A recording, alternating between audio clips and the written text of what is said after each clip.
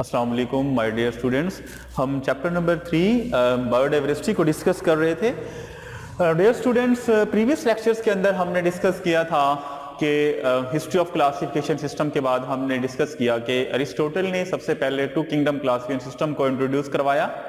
उसके बाद उसको एक्सेप्ट नहीं किया गया था, ऑब्जेक्शन लगाई गई थी यूग्लिना की वजह से उसको एक्सेप्ट नहीं किया गया था। यूग्लिना को किंगडम प्लेंटी के अंदर रखा गया था, लेकिन वो एनिबिलिया से भी बिलोंग करता था। इसके अलावा फिर थ्री किंगडम क्लासिफिकेशन सिस्टम को इंट्रोड्यूस करवाया गया। थ्री किंगडम क्लासिफिकेशन सिस्टम के अंदर भी ऑब्जेक्शंस थी, उसको भी एक्सेप्ट नहीं किया गया था। डियर स्टूडेंट्स, उसके बाद 5 किंगडम क्लासिफिकेशन सिस्टम को इंट्रोड्यूस करवाया गया था और इस वक्त 5 किंगडम क्लासिफिकेशन सिस्टम जो है वो बेस्ट वर्क कर रहा है। तो डिस्कस करते हैं कि जो 5 किंगडम क्लासिफिकेशन सिस्टम है वो क्या है, ठीक है, कौन कौन से किंगडम्स हैं और कौन कौन से ऑर्गेनिज्म उससे बिलोंग करते हैं। सबसे पहले तो हम ये देखते हैं कि इसको डिस्कवर किसने किया था। 5 किंगडम क्लासिफिकेशन सिस्टम को डिस्कवर किसने किया था।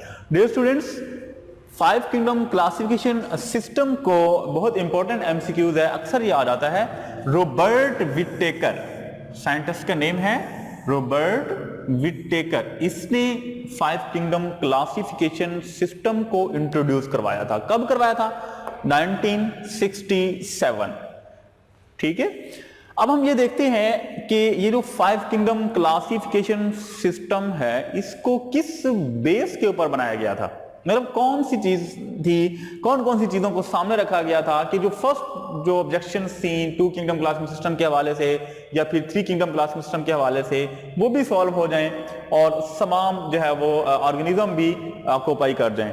तो जो फर्स्ट बेस थी 5 किंगडम क्लासिफिकेशन सिस्टम की रॉबर्ट विटेकर के मुताबिक वो थी cellular organization. Dear students, cellular organization, ये हमने चैप्टर फर्स्ट के अंदर भी सेल और ऑर्गेनाइजेशन पढ़ा था कि सेल हमारे पास बेसिकली 2 टाइप्स के होते हैं। फर्स्ट है हमारे पास प्रोकैरियोटिक सेल, सेकंड है यूकैरियोटिक सेल।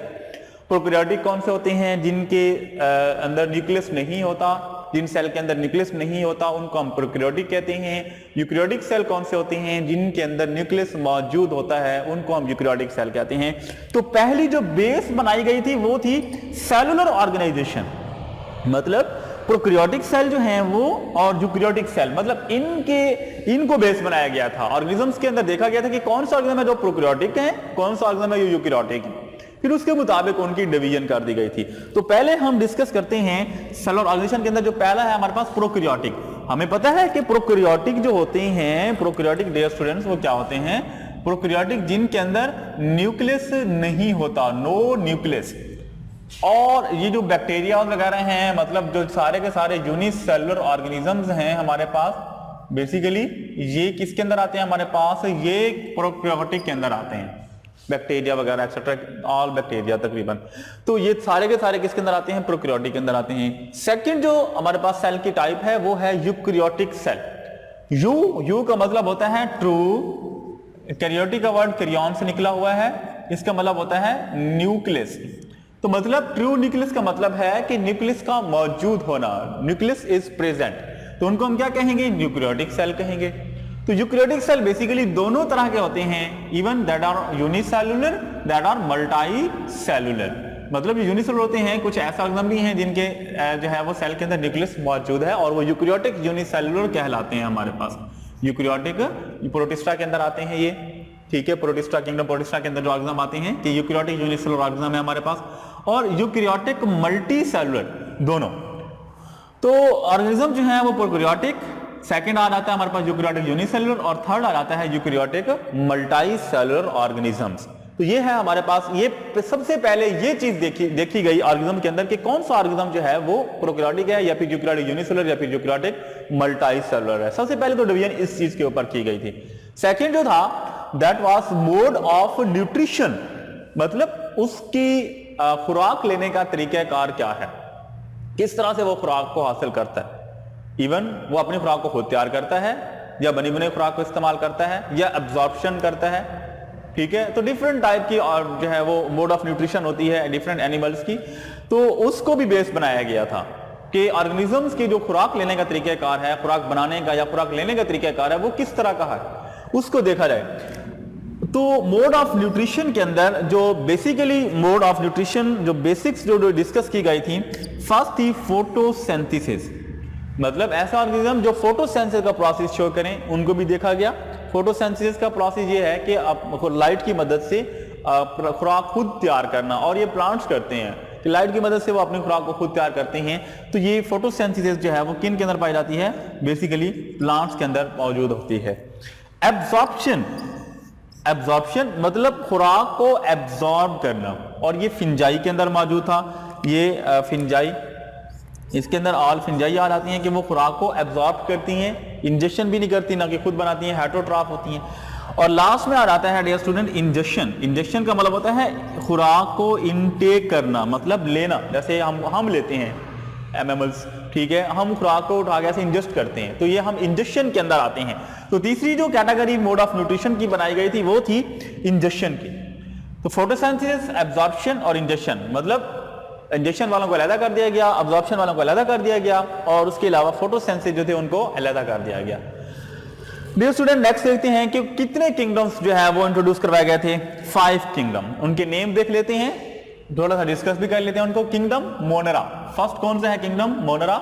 सेकंड है किंगडम प्रोटिस्टा, थर्ड है किंगडम फिंजाई, और उसके बाद आ जाता है किंगडम प्लेंटी, और लास्ट है किंगडम एनिमेलिया। ये 5 किंगडम जो थे रॉबर्ट विटेकर ने इंट्रोड्यूस करवाए, और इनके अंदर इन बेसिस के ऊपर जो फर्स्ट 2 बेसिस हमने अभी डिस्कस किए हैं, मोड ऑफ न्यूट्रिशन और सेलुलर ऑर्गेनाइजेशन, इन दोनों को बेस बनाते हुए तमाम के तमाम जो दुनिया के ऑर्गेनिज्म हैं उनको इनके अंदर क्या कर दिया डियर स्टूडेंट? पुट कर दिया।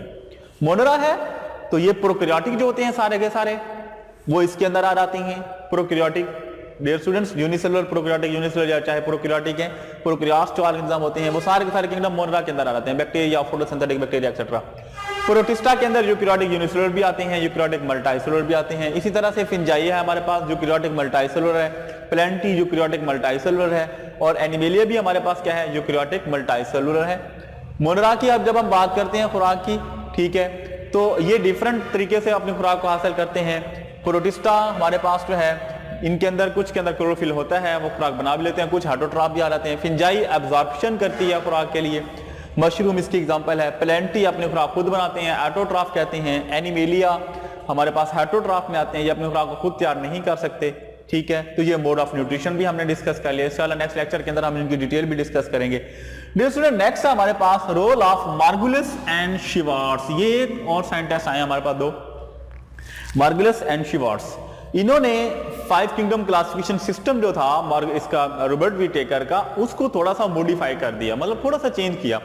उन्होंने चेंज भी नहीं किया, बल्कि ये जो 5 किंगडम थे इन्हीं को ही बेस बनाया। मतलब उन्होंने कहा कि ये ठीक है और किंगडम 5 किंगडम ही ठीक है, लेकिन उन्होंने कहा कि इसके अंदर हमें मॉडर्न जो जेनेटिक्स है उसको इंट्रोड्यूस करवाना चाहिए, उसकी बेस के ऊपर हमें ऑर्गेनिजम्स की डिवीजन करनी चाहिए, उसके अंदर हमें ऑर्गेनिज्म को डिस्कस करना चाहिए। मोड ऑफ न्यूट्रिशन को भी हम उसके अंदर डिस्कस कर सकते हैं, सेलुलर ऑर्गेनाइजेशन को भी हम उसके अंदर डिस्कस कर सकते हैं। तो dear student, Margulis and Schwartz जो थे उन्होंने they consider the genetics with the cellular organization and mode of nutrition. उन्होंने मोड ऑफ न्यूट्रिशन और जो सेलुलर ऑर्गेनाइजेशन थी उसको रिलेट कर दिया जेनेटिक्स के साथ। उन्होंने कहा कि जेनेटिक्स के ऊपर हम इनकी क्लासिफिकेशन करते हैं, जेनेटिक्स को स्टडी करते हैं, जीन्स को स्टडी करते हैं। फिर हम जीन्स को जब हम स्टडी करें तो हमें पता चल जाएगा कि उसका सेल प्रोकैरियोटिक है, यूकैरियोटिक मल्टीसेलुलर है, यूकैरियोटिक यूनिसेलुलर है, या मोड ऑफ न्यूट्रिशन कौन सी है। जीन्स की स्टडी को उन्होंने प्रेफरेंस दी। उन्होंने कहा कि ठीक है 5 किंगडम है, उन्होंने उनकी बात को माना 5 किंगडम क्लासिफिकेशन सिस्टम को, लेकिन वो कहा कि हमने इनको जीन्स के ऊपर भी हम इनको क्या कर सकते हैं, स्टडी करें। तो ये थोड़ा सा उनका मॉडिफिकेशन था 5 किंगडम क्लासिफिकेशन सिस्टम के अंदर। तो डियर स्टूडेंट्स, होप सो आपको लेक्चर समझ आ गया होगा। इंशाल्लाह नेक्स्ट वीडियो के अंदर हम 5 किंगडम क्लासिफिकेशन सिस्टम को डिटेल में डिस्कस करेंगे, ठीक है। Thank you so much, Allah Hafiz.